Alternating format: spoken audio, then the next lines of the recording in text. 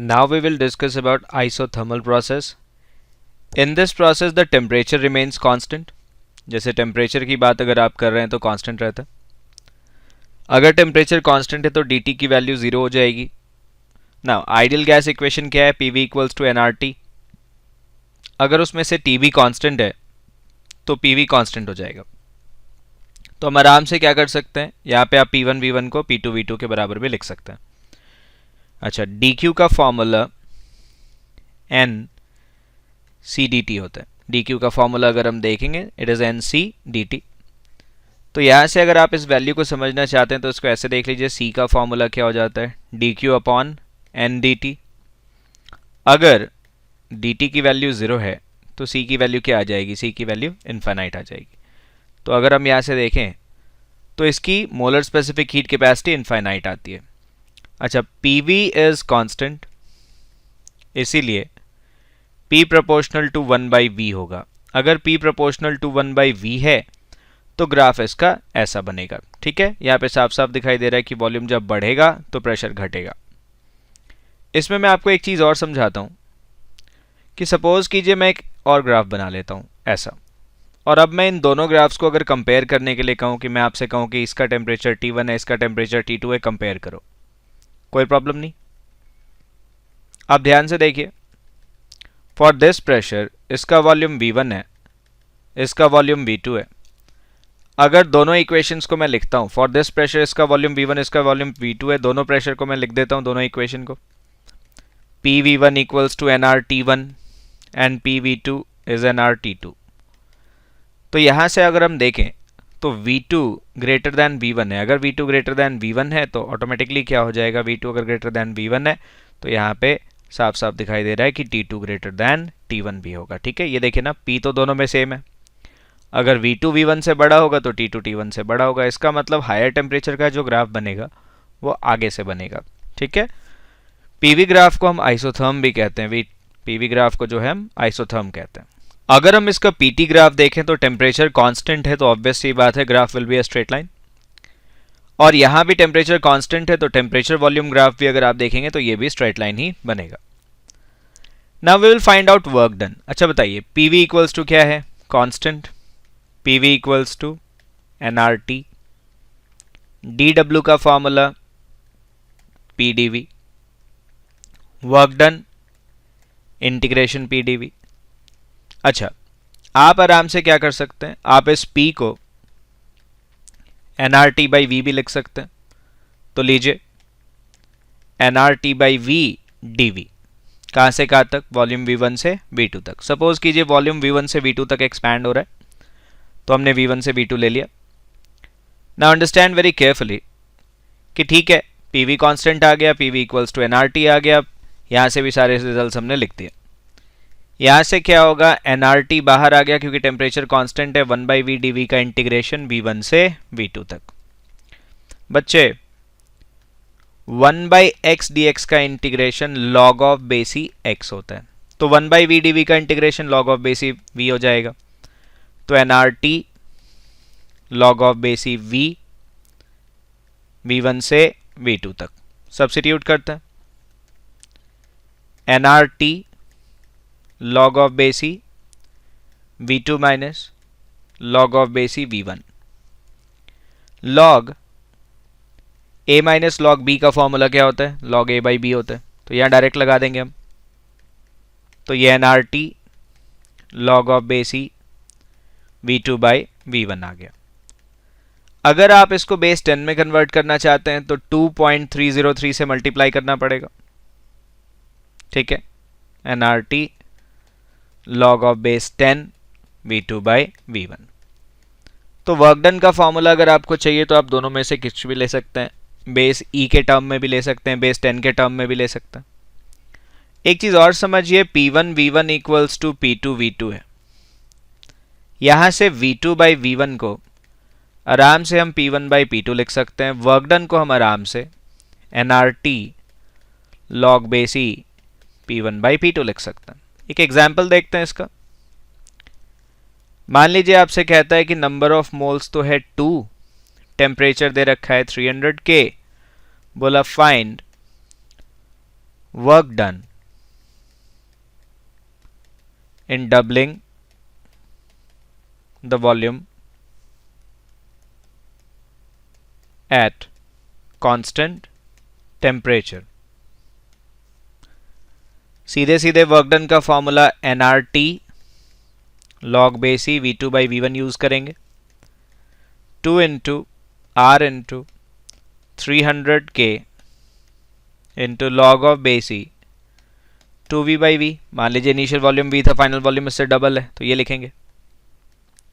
तो ये आपका 600R log of base e 2 आ गया। 600R into 0.6931, this is the formula for work done. तो अगर आप वर्क डन की बात करते हैं तो वर्क डन ईजिली हमारा यहाँ से आ जाएगा। तो याद रखिएगा आइसोथर्मल प्रोसेस अगर है तो टेम्परेचर कांस्टेंट है, आप पीवी कांस्टेंट लेके इक्वेशंस बना सकते हैं। इक्वेशंस बना के you can easily find out the work done. Now let's see,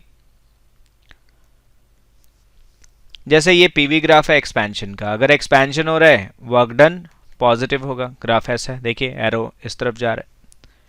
अगर कंप्रेशन हो रहा है work done will be negative, graph उल्टे डायरेक्शन में जा रहा है। तो आइसोथर्मल और एडियाबैटिक सब अलग अलग तरह के प्रोसेस होते हैं। इसमें हमने सबसे पहले आइसोथर्मल का केस देख लिया। Now we will consider adiabatic. Adiabatic process के अंदर इसमें हीट कांस्टेंट रहता है। अगर आप एडियाबैटिक प्रोसेस की बात करते हैं तो इसमें हीट कांस्टेंट रहता है। पीवी गामा कांस्टेंट आ गया। एक्चुअली गामा क्या है, पहले आप मेरी बात सुनिए। अगर आप एडियाबैटिक प्रोसेस के अंदर किसी बॉडी को हीट करते हैं तो ध्यान से देखिए क्या होगा। जैसे dq का फॉर्मूला nc dt होता है, तो c का formula dq divided by n dt होता है। अगर dq को 0 पुट करेंगे तो c की वैल्यू 0 आ जाएगी। इसका मतलब c की वैल्यू 0 से लेके इन्फिनिटी तक कुछ भी हो सकती है। तो हम क्या करते हैं, c की वैल्यू 0 से लेके इन्फिनिटी तक कुछ भी आ सकती है, तो हम क्या करते हैं कि एक बार हम ना वॉल्यूम कांस्टेंट ले लेते हैं। एक बार हम वॉल्यूम कांस्टेंट लेके cv निकाल लेते हैं और एक बार हम प्रेशर कांस्टेंट लेते हुए cp निकाल लेते हैं। और cp जो है वो cv से बड़ा होता है और cp बाई cv का जो रेशियो होता है, cp बाई cv का जो रेशियो होता है उसको हम गामा बोलते हैं, जो कि 1 से बड़ा होगा। तो यहाँ पे वही गामा है, pv to the power gamma constant. Adiabatic process की बात अगर आप कर रहे हैं तो pv to the power gamma constant लेना पड़ता है, that is adiabatic process. p1 v1 gamma equals to p2 v2 gamma. एक और बात समझिए, जैसे pv इक्वल्स टू nRT है, ठीक है, तो हम आराम से क्या कर सकते हैं, हम प्रेशर को ऐसे भी लिख सकते हैं, प्रेशर को nRT बाई v भी लिख सकते हैं। तो ये लीजिए nRT by v to the power gamma is constant, ठीक है।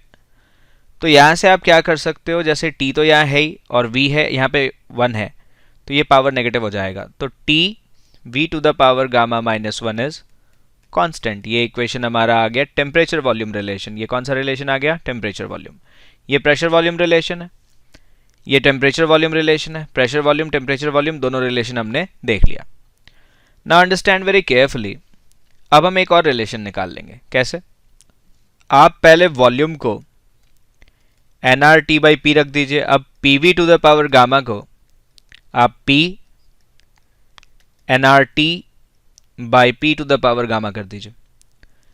अगर आप ऐसा करते हैं, अब जैसे ब्रैकेट जब आप ओपन करेंगे तो यहाँ पे ध्यान से देखिए, अच्छा नीचे में p to the power gamma है, यहाँ पे 1 है, तो ये p 1 minus gamma t gamma, ये भी कांस्टेंट आ जाएगा। तो अगर हम यहाँ पे देखें तो ये हमारा प्रेशर एंड टेम्परेचर रिलेशन आ गया। प्रेशर टेम्परेचर रिलेशन ये आ जाता है।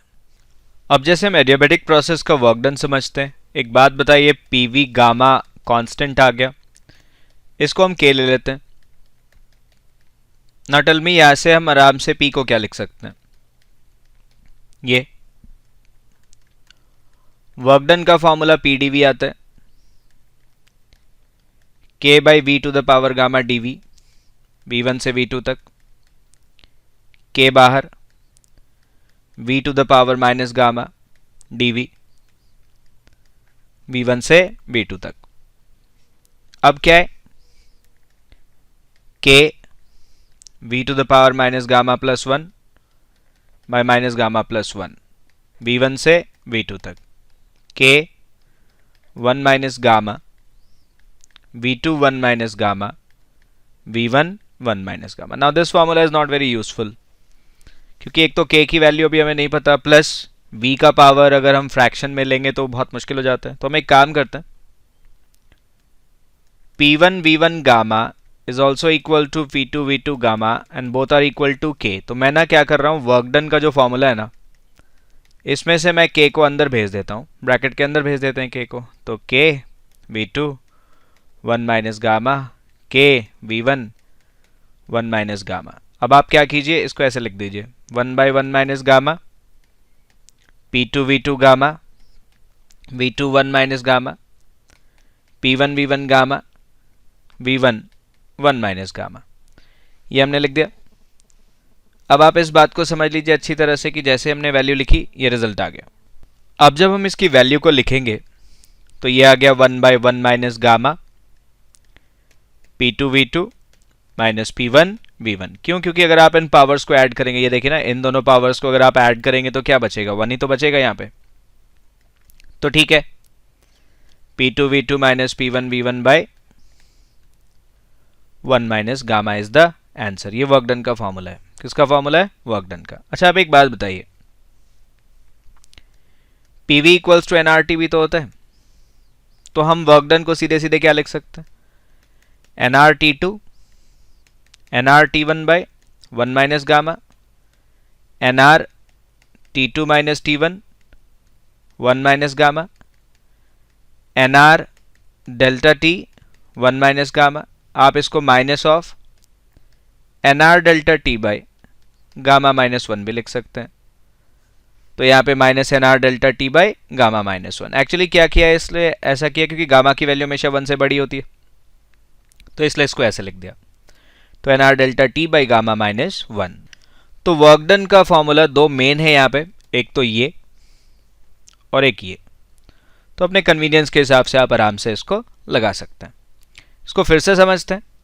PV to the power gamma constant था, K मान लिया, K by V to the power gamma आ गया. वर्क डन का जनरल फॉर्मूला PD भी होता है, we all know that, K by V to the power gamma DV, limits V1 से V2 तक, K बाहर, V to the power minus gamma DV V1 से लेके V2 तक. तो K बाहर, V to the power minus gamma plus 1 minus gamma plus 1 V1 से लेके V2, K divided by 1 minus gamma. तो V2 1 minus gamma minus V1 1 minus gamma आ गया. जैसे अब हम लिखेंगे तो P1 V1 gamma is equal to P2 V2 gamma is equal to K. तो एक्चुअली क्या है कि ये जो फॉर्मूला आया था ये ज़्यादा यूज़ का नहीं था हमारे, इसलिए हमने क्या किया, इसको ऐसे लिख दिया. तो वर्क डन का फॉर्मूला 1 बाई 1 माइनस गामा, ये अंदर भेज दिया K को. अच्छा, K एक बार उठा के P2 V2 गामा रख दिया, एक बार P1 V1 गामा रख दिया. पावर्स को जब ऐड किया ये रिजल्ट आ गया, इसको ऐसे लिख दिया. तो ये अगर प्रेशर वॉल्यूम आपको गिवन हो तो वर्क डन आप आराम से इस फॉर्मूले से निकाल सकते हैं.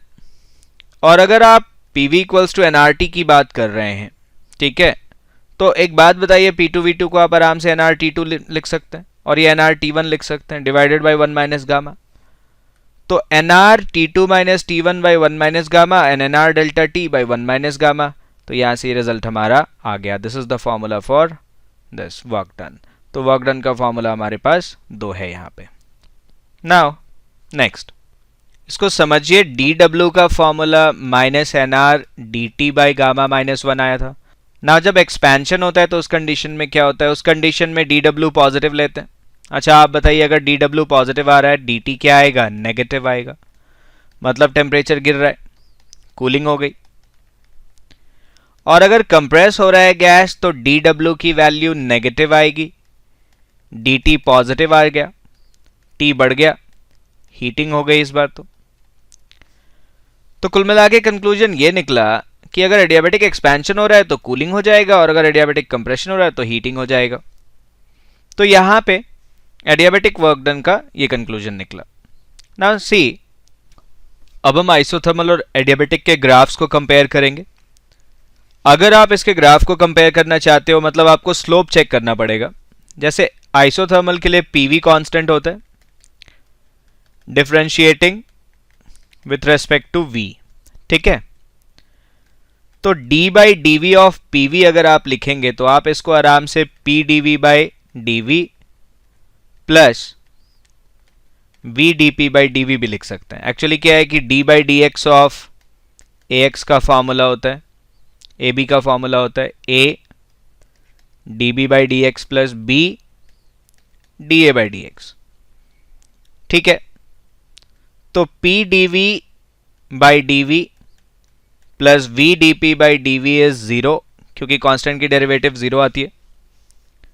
अब यहां से क्या होगा, तो P D V plus V D P is 0, P D V is minus V D P. तो यहां से अगर आप स्लोप देखोगे, जैसे ग्राफ भी आप बना लो, ये ग्राफ बना पीवी ग्राफ, तो स्लोप अगर आप देखेंगे तो D P by D V निकालना पड़ेगा आपको, और नेगेटिव है तो माइनस भी ले लेते हैं। तो D P by D V is P by V आ गया, या आप माइनस साइन उस तरफ ले जाइए, कोई बात नहीं। तो आप आराम से D P by D V को माइनस पी बाई वी लिख सकते थे इजिली। ये किसका ग्राफ आ गया, ये हमारा आइसोथर्म था, और आइसोथर्म में हमने स्लोप चेक कर लिया, तो ये इसका स्लोप आ गया, ये स्लोप ऑफ आइसोथर्मल है। चलिए एडियाबेटिक की बात करते हैं। पी वी गामा कांस्टेंट है, सेम इसी तरह से डिफ्रेंशिएट कर दीजिए, तो P gamma V gamma minus 1 D V plus V gamma D P is 0, P gamma V gamma minus 1 D V is minus V gamma D P. तो यहां से अगर अब हम देखेंगे तो पावर्स कट गए, पी गामा जैसे ये पूरा कट गया ना, ये नंबर पूरा इसके पावर से कैंसिल आउट हो जाएगा। तो P gamma D V is minus V D P, D P by D V is minus gamma P by V. ठीक है ना, क्योंकि गामा इसके साथ मल्टीप्लाइड है, तो ये रिजल्ट आ गया। तो ये स्लोप ऑफ एडियाबेटिक आ गया। नोटिस कीजिए, इसका slope minus P by V है, इसका slope minus gamma P by V है, तो ऑब्वियस सी बात है मैं ऐसे लिख सकता हूं कि स्लोप ऑफ एडिया is gamma times of slope of isothermal. ठीक है, अच्छा गामा 1 से बड़ा है, मतलब स्लोप ऑफ एडिया will be greater than slope of isothermal. ठीक है, ये कंडीशन आ गया। मतलब अगर मैं यहाँ पे दो ग्राफ बना दूं, ये पहला ग्राफ ये दूसरा ग्राफ है, तो इसमें ज्यादा स्लोप किसका है, नीचे वाले का, तो ये एडियाबेटिक हो गया और ये आइसोथर्मल हो गया। अब कई बार बच्चे ना कंफ्यूज हो जाते हैं कि स्लोप किसका ज्यादा लें किसका कम लें, तो उसका एक बहुत आसान तरीका बताता हूं। आप क्या कीजिए, ग्राफ बना के इमेजिन कीजिए कि आप उसके ऊपर बैठे हुए हैं। ठीक है, आप इमेजिन कर लीजिए कि ग्राफ आपने बना लिया, आप उसके ऊपर बैठ गए। जिस ग्राफ पे आप तेजी से फिसल के नीचे आएंगे, स्लोप उसी का ज्यादा है। जैसे अगर आप इस पे और इस पे बैठेंगे तो ऑब्वियस सी बात है, इस पे आप तेजी से फिसल के नीचे आएंगे तो ये एडियाबेटिक हो गया, ऊपर वाला आइसोथर्मल हो गया। तो फिर से समझिए क्या किया, स्लोप निकालने के लिए कुछ नहीं, क्योंकि इस एक्सिस पे P है, इस एक्सिस पे V है, तो स्लोप निकालने के लिए हमने dp बाई डी वी निकाल दिया। तो स्लोप निकालने के लिए अगर हम dp बाई डी वी निकालते हैं तो dp by D V isothermal के लिए माइनस पी बाई वी आ गया, और एडियाबेटिक की जब हम बात कर रहे थे तो एडियाबेटिक के लिए कितना आ गया, ये minus gamma P by V आ गया। तो यहाँ पे साफ साफ दिख रहा है कि slope of adiabatic process is gamma times of slope of iso, और गामा 1 से बड़ा है, इसलिए slope of adiabatic slope of isothermal से बड़ा होगा। सो यहाँ आप ध्यान से देखिए, अगर ये एक्सपेंशन का ग्राफ है तो इसका स्लोप ज्यादा है, तो ये एडियाबेटिक है, ये आइसोथर्मल है। और अगर आप कंप्रेशन के ग्राफ्स बनाते हैं तो ये दोनों जैसे ध्यान से देखिए, इसका स्लोप ज्यादा है ना, इस पे आप तेजी से नीचे आएंगे, तो ये आपका एडियाबेटिक है और ये आपका आइसोथर्मल है। तो इजीली आप स्लोप चेक करके बता सकते हैं कौन सा आइसोथर्मल है और कौन सा एडियाबेटिक।